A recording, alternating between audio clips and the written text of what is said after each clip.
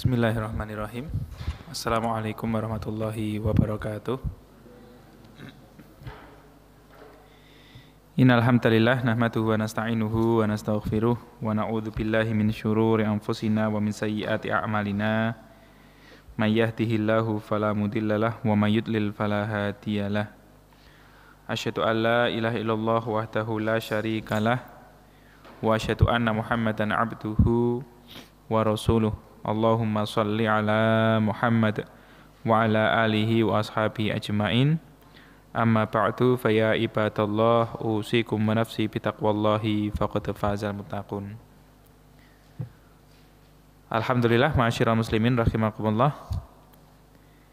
Di malam hari ini kita dapat melanjutkan kajian tafsir surat Ali Imran ayat yang ke-40 nih sekarang nih. Seingat saya ayat ke-40.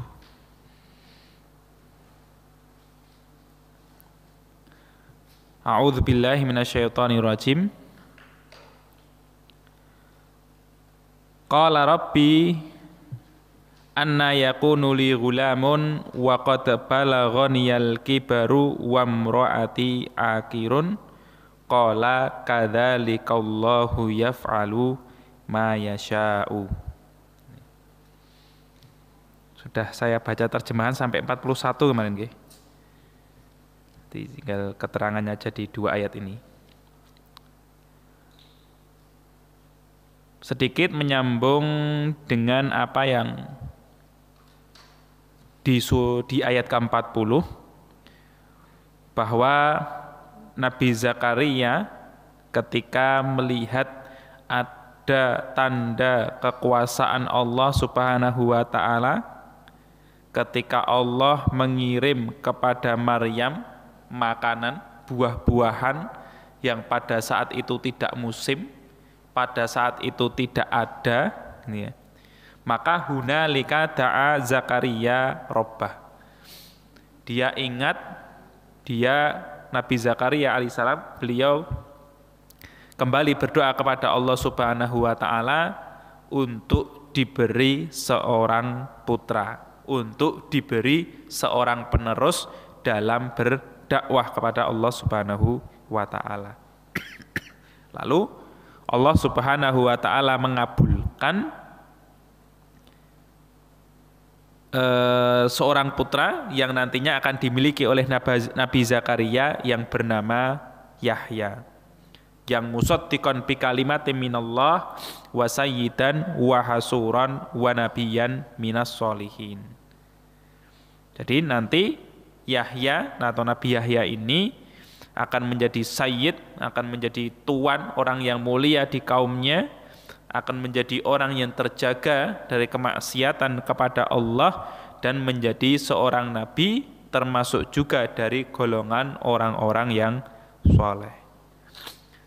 Maka Nabi Zakaria mengatakan, Rabbi anna yakunu li ghulamun. Wahai Rabbku, bagaimana bagiku ini seorang putra. Jadi ini tidak menunjukkan ketidakpercayaan, itu bukan. Tetapi malah sebagai penegas bagi kita, umat-umat sekarang, bagaimana keadaan Nabi Zakaria alaihissalam ketika itu. Bahwa menurut umumnya manusia, umur beliau itu sudah tidak mungkin mempunyai anak.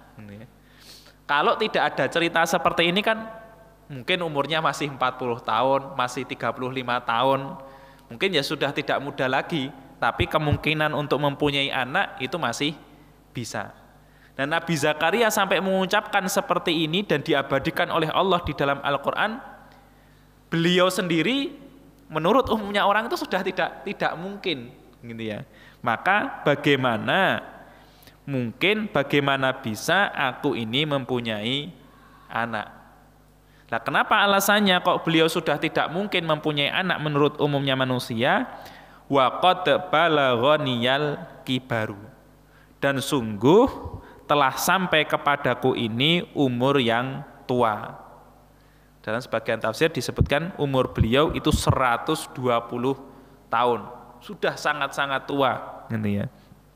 Tidak cuman beliau saja yang tua, tetapi istri beliau wamro'ati akirun. Istriku itu juga seorang perempuan yang mandul. Dan selain mandul, dalam tafsir juga disebutkan umur istri beliau itu juga sudah tua, sekitar 88 tahun. Gitu. Jadi Nabi Zakaria sudah tua, istrinya itu juga sudah tua. Yang secara umumnya manusia ya hampir mustahil, ya, atau bisa dikatakan mustahil untuk bisa mempunyai anak. Maka qala kadzalikallahu yaf'alu ma yasha. Qala berkata, siapa yang berkata di sini? Para mufassirin mengatakan yang berkata adalah Allah, tetapi dengan perantara malaikat. Bahwa kalau Allah Subhanahu wa taala berkehendak dengan sesuatu, yaitu semuanya mungkin bagi Allah Subhanahu wa taala. Sudah diberi contoh sebelumnya ketika Allah Subhanahu wa taala mengirim to'aman, gitu ya, mengirim makanan kepada Maryam padahal waktu itu tidak ada, padahal waktu itu bukan musimnya. Kemudian di ayat ke-41-nya qala rabbi ja'alli ayah. Nabi Zakaria mengatakan, wahai Rabbku, jadikan bagiku itu tanda. Jadi saya diijabahi doa saya, nanti suatu saat aku akan mempunyai putra. Lah kapan itu? Gitu ya. Jadi kapan tanda atau apa tanda ketika saya nanti mendapatkan seorang putra? Dijawab oleh Allah Subhanahu wa taala dengan perantara malaikat, ayatuka alla tukalliman nasa salasata ayyamin illa romzan.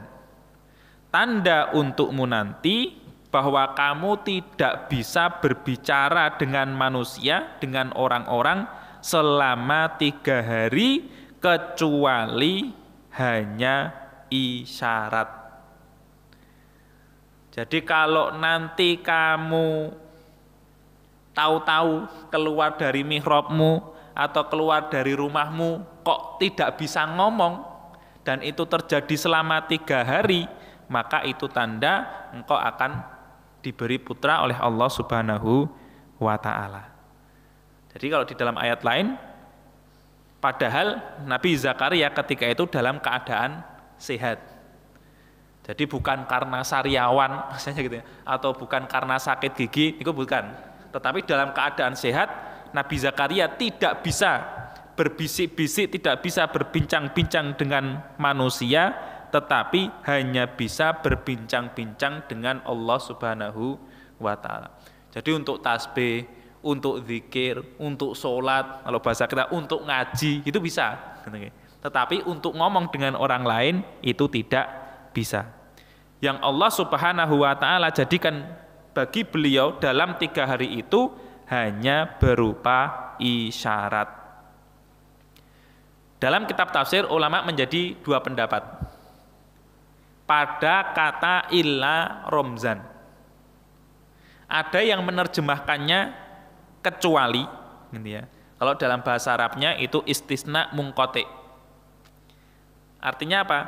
Kamu tidak bisa ngomong dengan orang selama 3 hari kecuali hanya isyarat.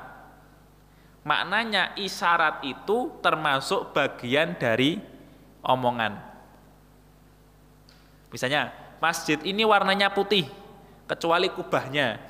Berarti kan kubah bagian dari masjid, gitu ya. Semuanya putih, kubahnya warnanya kuning, misalnya seperti itu. Ya sama, kamu tidak bisa ngomong dengan manusia kecuali hanya isyarat. Kalau diartikan dengan kecuali, gitu ya, maka isyarat itu termasuk dari omongan. Lah apa konsekuensi dibaliknya? Apa pelajaran dibaliknya? Segala sesuatu yang berkaitan dengan ucapan, kalau itu hanya dilakukan dengan isyarat, maka hukumnya sama. Ada perintah bunuh misalnya gitu ya, atau perintah mencuri, tapi tidak dengan ngomong. Bukan anak buahku tolong bunuh dia, tidak bilang gitu, tapi nah misalnya cuman gitu dok, gitu ya. maka yang merintah itu hukumnya sama dengan perintah omongan. Kalau dalam syariat, kalau orang nyuruh orang lain membunuh dan terlaksanakan, maka dia juga dihukum kisos. Kalau dia berkelit, loh aku kan orang ngangkon gitu ya. Saya kan tidak ngomong, cuman duding-duding, cuman megang leher gitu ya. Dia memahaminya sebagai saya suruh untuk membunuh, ya sama saja gitu ya. Karena isyarat itu bagian dari ucapan. Nah, secara hukum fikih memang ulama seperti itu. Tetapi ada yang membedakan. Kalau itu membedakan, isyarat itu bukan berupa kalam, bukan berupa ucapan, maka terjemahan illa itu bukan kecuali, tetapi akan tetapi. Tanda untukmu bahwasanya engkau tidak bisa berbicara dengan orang lain selama 3 hari, akan tetapi yang bisa cuman isyarat. Nah, kalau pakai terjemahan akan tetapi, maka isyarat tersebut bukan bagian dari omongan. Jadi hukum ngomong dengan hukum isyarat itu berbeda. Karena ya kadang-kadang seperti itu. Dalam sholat misalnya, sholat sunnah misalnya, kita kalau ngomong itu kan nggak boleh. Tapi kalau berisyarat, boleh berisyarat sesuatu gitu ya. Meh gusah ada tikus atau meh gusah ada kucing gitu ya. Dalam keadaan-keadaan tertentu boleh menggusah bahaya, ada hewan berbahaya mau lewat kemudian digusah pakai sapu atau pakai apa gitu ya. Itu boleh. Tapi kalau ngomong sholatnya batal. Maka ya memang ada gitu ya. Ada ucapan-ucapan yang hukumnya sama, ada isyarat-isyarat yang hukumnya sama dengan ucapan, ada isyarat-isyarat yang hukumnya berbeda dengan ucapan. Nah, lalu apa yang dilakukan oleh beliau selama 3 hari? Tidak bisa ngomong dengan orang lain. Wadhkur rabbaka katsiran wasabbih bil asyiyi wal ibkar. Jadi ya, ingatlah kepada Allah Subhanahu wa taala dengan banyak, dan sucikanlah Allah Subhanahu wa taala di waktu sore dan di waktu pagi. Nah, ini kalau kita rentetkan urutannya bahwa ketika Nabi Zakaria alaihissalam itu berdoa kepada Allah Subhanahu wa taala, beliau bersungguh-sungguh dengan mempergiat ibadah di ayat ke-39 kemarin, wa huwa qaimun yusolli fil mihrab gitu ya. Karena doanya ingin diijabahi, beliau selalu sholat, selalu ibadah di mihrab beliau, dan setelah doanya diijabahi pun ya tidak berhenti dalam beribadah. Terus zikir kepada Allah, terus mendekat kepada Allah sebagai rasa syukur dengan apa yang Allah berikan kepada beliau. Itu kisah ringkas tentang Nabi Zakaria alaihissalam yang diberi karunia oleh Allah Subhanahu wa taala di saat atau di waktu orang lain itu tidak diberi karunia di umur beliau. Bisa mempunyai putra dengan umur yang sudah sangat tua. Ayat ke-42, saya terjemahkan terlebih dahulu beberapa ayat nggih. Wa'id dan tatkala qalat berkata al-malaikatu, malaikat. Jadi kata al-malaikah itu sebenarnya digunakan untuk bentuk jamak. Jadi beberapa malaikat atau para malaikat. Tetapi maksud di dalam ayat-ayat ini atau di ayat-ayat sebelumnya, walaupun sebutannya al-malaikah, yang dimaksud itu adalah malaikat Jibril. Dan cuman beliau saja, malaikat Jibril sendiri. Lah kok bentuknya dengan jamak? Itu untuk memuliakan kedudukan beliau, kedudukan malaikat Jibril yang mempunyai kedudukan di atas umumnya malaikat. Bahkan dibahasakan dengan pemimpinnya para malaikat, muto'in sama amin, muto' gitu ya. Seorang malaikat yang ditaati oleh malaikat yang lain karena kemuliaannya, karena fadilah yang diberikan oleh Allah kepada malaikat Jibril. Nah, apa yang dikatakan oleh malaikat Jibril? Ya Maryamu, wahai Maryam, innallaha, sesungguhnya Allah, istofaki, dia memilihmu. Wa tahharaki, dan mensucikanmu. Wastofaki, dan memilihmu. Ala nisa'il alamina, atas perempuan seluruh alam. Ya Maryamu, wahai Maryam, uqnuti, taatlah. Dalam tafsir taatlah, kalau di mushaf terjemahan ini taatilah sama ini, taatlah. Li rabbiki, kepada Rabbmu. Wasjudi, dan sujudlah. Warka'i, dan rukuklah. Ma'arraqiina, bersama orang-orang yang rukuk. Dzalika, hal itu, kembali ke kisahnya keluarga Imran, kisahnya Maryam, kisahnya Nabi Zakaria, gini ya. Min, dari amba'il ghaibi, kisah-kisah yang ghaib, yang tidak terlihat. Artinya tidak terlihat oleh Nabi Muhammad sallallahu alaihi wasallam. Nuhihi, kami mewahyukannya, ilaika, kepadamu, wahai Muhammad. Wa ma kunta, dan tidaklah kamu, ladaihim, di sisi mereka atau bersama dengan mereka, id yulquna, tatkala mereka melemparkan, aqlamahum, pena-pena mereka, ayyuhum, mana di antara mereka, yakfulu Maryam, yang merawat Maryam. Wa ma kunta, dan tidak adalah kamu, wahai Muhammad, ladaihim, di sisi mereka, bersama mereka, id yahtasimun, tatkala mereka bertengkar. Id, tatkala, qalat, berkata, al malaikatu, malaikat itu, ini juga malaikat Jibril, ya Maryam, wahai Maryam, innallaha, sesungguhnya Allah, yubasyiruki, memberi kabar gembira kepadamu, bikalimatin, dengan satu kalimat, minhu, darinya Allah. Ismuhu, namanya, Al-Masihu, Al-Masih, nanti ada beberapa makna ya. Tapi Al-Masih itu ya sudah masuk bahasa kita juga kenal Al-Masih.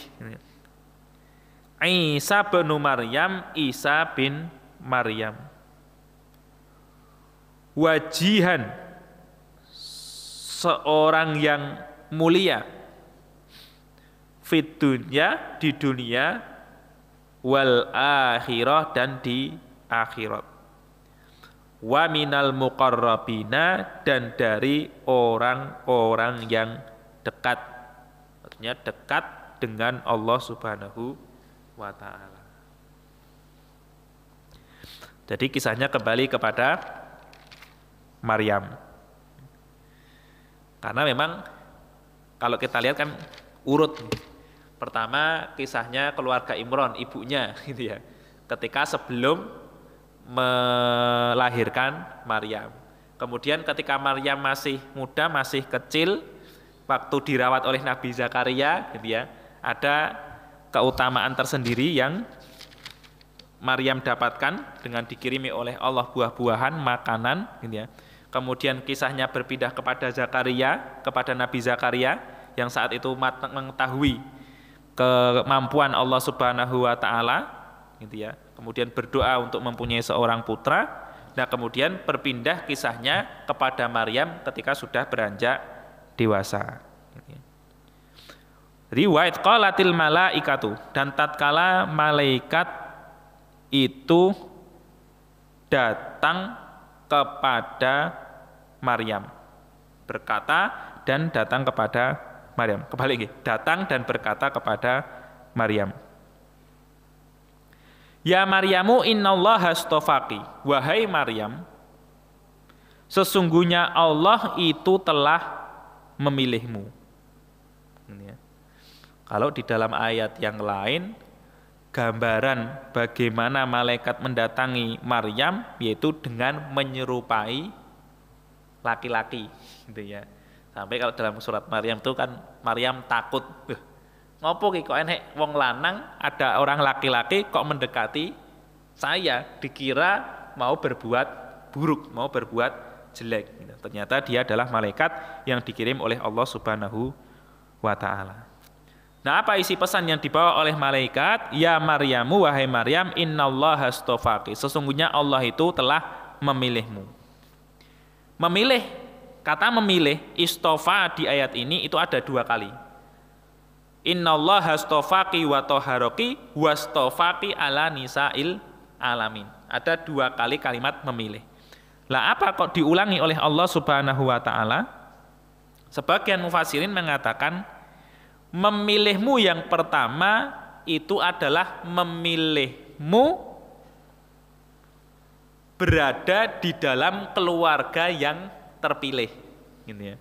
Karena kalau kita kemarin membahas keluarga Imron, itu kan keluarga pilihan. Sampai dia diabadikan oleh Allah Subhanahu wa ta'ala menjadi nama sebuah surat Ali Imron, keluarga Imron. Jadi Allah memilihmu berada di dalam keluarga yang terpilih.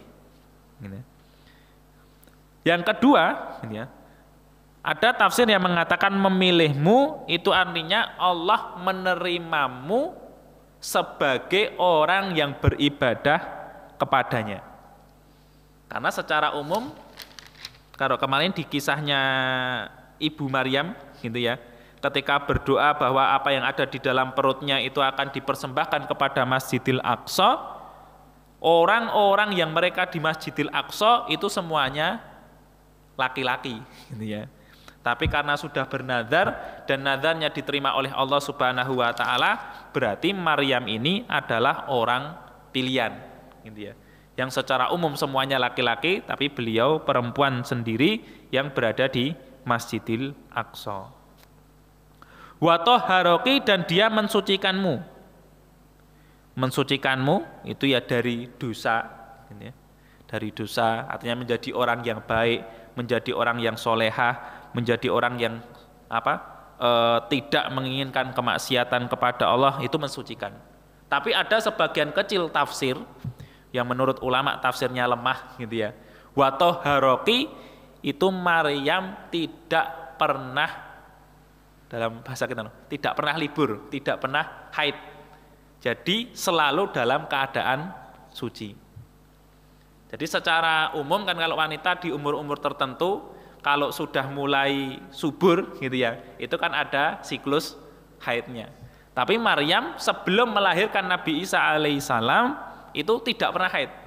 Posisinya terus dalam keadaan suci. Tahu-tahu bisa hamil, gitu ya. Itu kan sesuatu yang berbeda daripada hal yang perempuan secara umum.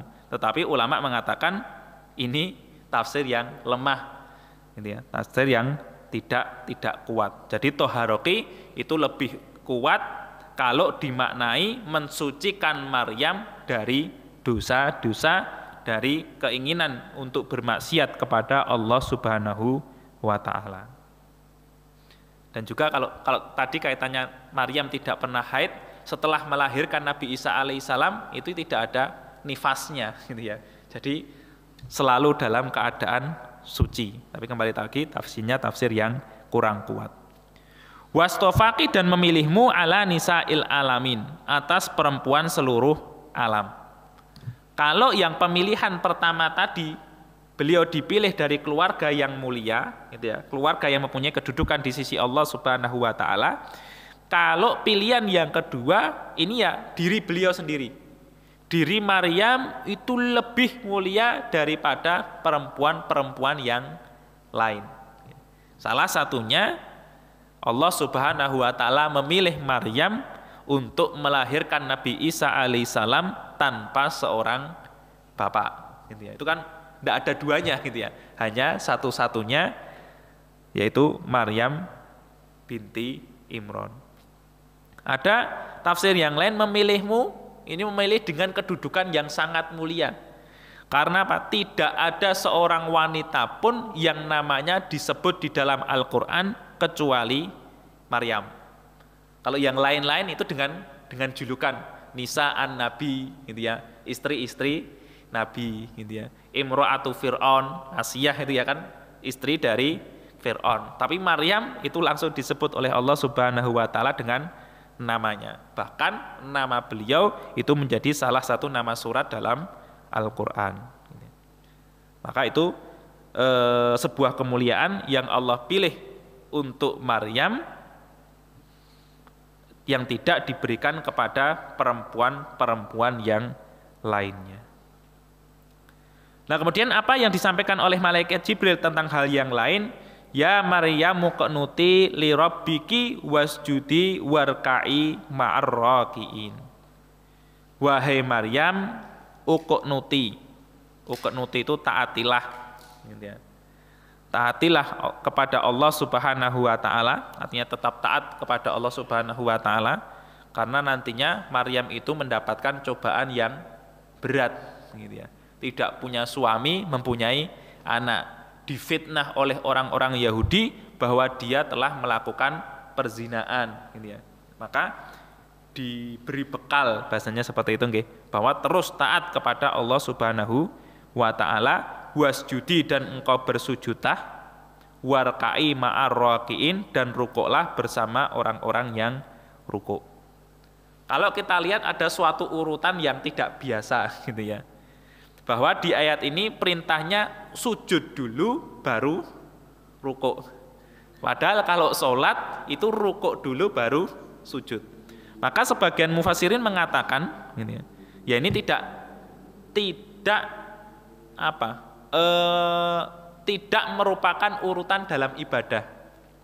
Karena Allah menyebutkan sesuatu dari yang umum kepada sesuatu yang khusus. Taat kepada Allah bentuknya kan banyak. Sujud kepada Allah, yang namanya sujud kepada Allah itu tidak hanya sholat. Ada sujud tilawah, ada sujud-sujud yang lain. Bahasanya sujud syukur, gitu ya. Ada sujud-sujud yang lain. Tapi kalau yang namanya rukuk itu khusus dalam ibadah sholat. Tidak ada istilah rukuk rukuk tilawah, itu tidak ada, gitu ya. Artinya rukuk itu hanya ada di dalam sholat. Maka Allah menyebutkan dari sesuatu yang umum kepada sesuatu yang lebih khusus. Kemudian di tafsir yang lain ada yang mengatakan wasjudi itu sholat, tetapi warka'i ma'ar raki'in itu maksudnya adalah tunduk, gitu ya. Jadi istilah sujud itu untuk sholat, kalau rukuknya itu bukan sholat, tetapi tunduk kepada Allah Subhanahu wa Ta'ala. Ada yang memaknai seperti itu. Artinya agar apa yang disebutkan oleh Allah Subhanahu wa Ta'ala itu tetap sesuai dengan apa yang kita amalkan. Bahwa sujud itu lebih akhir daripada rukuk. Berarti sujudnya itu sholat, rukuknya itu dimaknai dengan makna yang lain, yaitu makna bahwa disuruh untuk tunduk kepada Allah Subhanahu wa Ta'ala. Dzalika min amba'il ghaibi nuhihi ilaik. Cerita ini tadi yang Allah sebutkan di ayat-ayat sebelumnya tentang Ali Imran, keluarga Imran, tentang Nabi Zakaria dan Nabi Yahya, tentang Maryam, itu adalah kisah-kisah yang ghaib. Ghaib itu ada dua, gitu. Jadi istilah ghaib dalam bahasa Arab itu ada dua. Yang pertama itu ghaib untuk sebagian orang. Orang yang di rumah, yang tidak di masjid ini, itu tidak tahu apa yang terjadi di masjid ini. Jadi kejadian apa yang di masjid ini sekarang itu ghaib bagi orang yang di rumah. Sebaliknya, yang di rumah kita ketika kita hadir di masjid ini ya ghaib dari kita. Maka ada istilah ghaib yang bagi sebagian orang. Ada yang ghaib mutlak. Kalau ghaib mutlak itu hanya Allah yang tahu apa yang terjadi. Nah, yang ada di dalam ayat ini dzalika min amba'il ghaibi itu adalah dari kisah-kisah yang ghaib. Artinya ghaib dari beliau Muhammad sallallahu alaihi wasallam.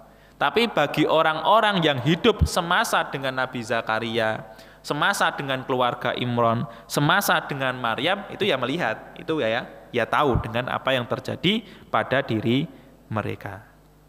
Lah kok kenapa Nabi Muhammad SAW bisa tahu, bisa menceritakan tentang kisah-kisah ini? Karena nuhihi ilaika. Karena Allah telah mewahyukan kepadamu wahai Muhammad. Karena dalam kitab-kitab tafsir disebutkan ayat-ayat di awal-awal surat Ali Imran ini berkaitan dengan utusan dari Najran, gitu ya. Orang-orang Nasoro dari Najran. Maka perdebatan mereka, hujah-hujah mereka yaitu sekitar Nabi Isa alaihis salam atau kisah-kisah yang ada di zaman beliau.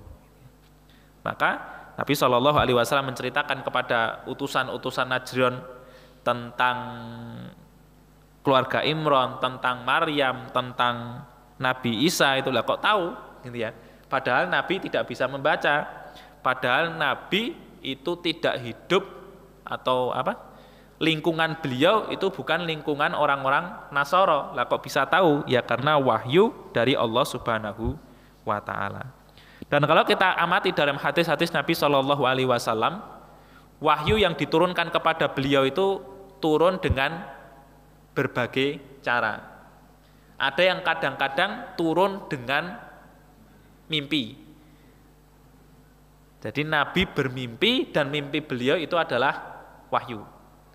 Maka dalam kisah ketika Nabi Muhammad SAW pulang dari peperangan bersama para sahabatnya, ada yang mengatakan perang Tabuk, ada yang mengatakan perang Hudaybiyah, gitu ya. Ketika istirahat, jadi perjalanan, masuk waktu malam itu lanjut perjalanan, gitu, tidak berhenti. Karena dalam sebagian syarah beliau ingin berhenti ketika sudah mendapati tempat air. Tapi sampai pertengahan malam itu tidak ada air. Yowes leren sik, istirahat sik. Jadi istirahatnya itu sudah melewati tengah malam. Seluruh sahabat tertidur, gitu ya. Ketika salah satu dari mereka bangun, itu bangunnya karena cahaya matahari. Jadi wis awan, gitu ya. Padahal belum sholat subuh. Nah, ketika ada beberapa orang sahabat yang bangun, itu tidak ada yang berani untuk membangunkan Rasulullah. Karena apa? Para ulama dalam kitab syarah mereka menyebutkan karena ya khawatir, takut kalau Nabi sedang diberi wahyu oleh Allah, nanti wahyunya terputus, gitu ya. Sampai sahabat Umar ibnul Khattab ya juga tidak bangunkan. Cuman cara beliau, sahabat Umar ibnul Khattab, beliau itu bertakbir, Allahu Akbar, Allahu Akbar, semakin keras suaranya, gitu ya. Sampai Rasulullah SAW terbangun dengan suara takbir sahabat Umar ibnul Khattab, gitu ya. Karena tadi mimpinya para nabi itu bisa jadi merupakan wahyu. Juga ada wahyu yang diturunkan kepada beliau itu dengan malaikat menyerupai orang, gitu ya. Dan itu dilihat oleh para sahabat, gitu ya. Hadis 2 ini ketika bertanya kepada Rasulullah, ya Rasulullah, akhbirni anil Islam. Islam itu apa toh? Iman itu apa toh? Ihsan itu apa toh? Kan itu malaikat Jibril. Jadi malaikat menyerupai orang. Atau malaikat asli dalam bentuk aslinya, itu juga pernah sebagian tafsir di dalam surat ketika Rasulullah SAW mendapatkan wahyu ya ayyuhal muzammil qumil laila illa qalila, itu kan melihat malaikat dalam keadaan aslinya. Ada yang langsung diletakkan di dalam hati Nabi, jadi tahu-tahu Nabi dapat wahyu, gitu ya. Ada yang menyerupai dentingan lonceng, gitu ya. Jadi suara lonceng yang sangat keras, dan itu yang paling berat dari Nabi dan paling berat dari wahyu, gitu ya. Dan yang terakhir itu langsung dari Allah Subhanahu wa taala tanpa wasilah malaikat. Seperti yang terjadi di dalam malam Isra Mi'raj, gitu ya. Langsung beliau naik ke atas diberi wahyu oleh Allah Subhanahu wa taala. Nuhihi ilaik, gitu ya. Maka benar bahwa Nabi SAW itu adalah seorang utusan yang diberi wahyu oleh Allah Subhanahu wa taala. Wa ma kunta ladaihim id yulquna aqlamahum ayyuhum yakfulu Maryam. Kamu tidak ada berada bersama mereka saat mereka itu melemparkan pulpen-pulpen mereka, pena-pena mereka, ayyuhum yakfulu Maryam. Mana di antara mereka yang akan merawat Maryam. Jadi seperti yang sudah saya sisipkan kisahnya kemarin nggih, bahwa ketika Maryam itu diserahkan kepada Masjidil Aqsa untuk dirawat oleh para rahib yang berada di dalam Masjidil Aqsa. Sebagian mengatakan karena itu nadarnya beliau, ibunya Maryam. Ada yang mengatakan sebagian karena memang Imron itu sudah meninggal, gitu ya. Maka mereka berebut untuk merawat putri dari Imron. Karena Imron itu adalah imam mereka, adalah pemimpin mereka. Wis tak rawate, gitu ya. Yang pingin pertama kali adalah Nabi Zakaria, karena beliau mempunyai hubungan kekerabatan dengan Maryam. Tetapi yang lain tidak terima sehingga diundi dengan melempar pena. Melempar di sebuah aliran air, siapa nanti yang pena itu seharusnya mengalir, gitu ya. Tapi kalau penanya ini nanti tidak mengalir, berarti dia yang berhak untuk merawat Maryam. Dilempar. Semua pena mengalir bersama arusnya air, penanya Nabi Zakaria alaihissalam itu berhenti berada pada tempatnya, tidak ikut aliran air. Maka mereka bersepakat bahwa yang berhak untuk merawat Maryam adalah Nabi Zakaria. Dan ini menjadi dalil bahwa undian itu boleh. Jadi untuk keadilan, sekedar adil. Mungkin kita mempunyai 5 orang putra, gitu ya. Bapaknya meh pergi naik sepeda motor, nek diajak kabeh ya ndak bisa, gitu. Yo yang ikut 2 saja, siapa? Sopo sing dhisik, gitu ya. Ben rebutan wis diundi, gitu ya. Oh, yang nomor 1, nomor 2, berarti 3, 4, 5 somben ikutnya, itu boleh. Dan Nabi juga melakukan ini ketika ingin bersafar dengan istri-istri beliau. Jadi siapa yang ikut pada perjalanan ini diundi dulu. Oh, istri beliau yang pertama, oh istri beliau yang kedua, yang ketiga, itu bisa dengan undian. Kemudian wa ma kunta ladaihim id yahtasimun, dan tidaklah kamu berada di sisi mereka, berada bersama mereka tatkala mereka bertengkar. Nah, bertengkar di sini ya bertengkar sebelum melemparkan pulpen, sebelum melemparkan pena. Tatkala mereka berebut untuk merawat Maryam. Idh qalatil malaikatu ya Maryamu innallaha yubashshiruki bikalimatin minhu. Tatkala berkata malaikat Jibril, wahai Maryam, sesungguhnya Allah Subhanahu wa taala memberikan kabar gembira kepadamu dengan 1 kalimat darinya. Kalimat di sini maksudnya kun, gitu ya. Allah Subhanahu wa taala secara umum di semua manusia itu Allah munculkan dengan cara yang umum, dengan proses, gitu ya. Ibu hamil terlebih dahulu, adanya seorang bapak menikah dengan seorang ibu, gitu ya. Itu ada prosesnya. Tetapi untuk Maryam, gitu ya, itu dengan kalimat Allah. Ketika Allah mengatakan kun jadilah, maka jadilah Nabi Isa tanpa sebab yang umum. Maka kalau ulama mereka menyebutkan manusia itu ada 4. Ada yang tanpa bapak, tanpa ibu, yaitu Nabi Adam. Ada yang cuman dari seorang bapak, dari seorang laki-laki bahasanya, yaitu istri beliau Hawa, gitu ya. Itu kan hanya dari seorang laki-laki. Walaupun ya prosesnya bukan dengan mengandung, gitu ya, tidak. Tetapi diambil dari tulang rusuk. Ada yang hanya ibu saja, hanya perempuan saja tanpa bapak, yaitu Nabi Isa alaihissalam. Yang keempat yaitu dengan bapak dan dengan ibu, yaitu seluruh umat manusia termasuk saya panjenengan itu kan dengan adanya bapak, dengan adanya ibu, gitu. Maka itu disebut kalimatin minhu, gitu. Karena prosesnya tidak umum, dengan kemahamampuan Allah Subhanahu wa taala, maka Maryam itu bisa mengandung seorang putra yang ismuhu Al-Masihu Isa bin Maryam, yang namanya nanti Al-Masih Isa bin Maryam. Jadi memang ada pengkhususan. Secara umum nasab itu kan disandarkan kepada bapak gitu ya. Tetapi karena Isa itu tidak lahir tanpa adanya bapak, maka nasabnya disandarkan kepada ibu Isa bin Maryam. Wajihan fid dunya wal akhirah, dia memiliki kemuliaan di dunia dan di akhirat. Di dunia menjadi nabi, menjadi tanda kekuasaan Allah Subhanahu wa taala, diberi mukjizat oleh Allah Subhanahu wa taala, dan begitu juga nanti di akhirat ya seorang nabi ya mempunyai keutamaan tersendiri di sisi Allah, dan bahkan termasuk dari ulul azmi wa minal muqarrabin, dan dari golongan orang-orang yang didekatkan, artinya dekat dengan Allah Subhanahu wa taala, dekat dengan belas kasih Allah Subhanahu wa taala. Jadi mungkin itu yang bisa saya sampaikan. Sebenarnya di makna al-masih itu belum saya terangkan nggih. Tapi insya Allah dilanjutkan di pertemuan mendatang karena sudah masuk waktu Isya. Nanti ada beberapa pendapat tentang makna dari al-masih Isa bin Maryam. Fa aqulu qouli hadza astaghfirullaha li wa lakum. Walhamdulillahirabbil alamin. Subhanakallahumma wa bihamdika asyhadu an la ilaha illa anta nastaghfiruka wa atubu ilaik.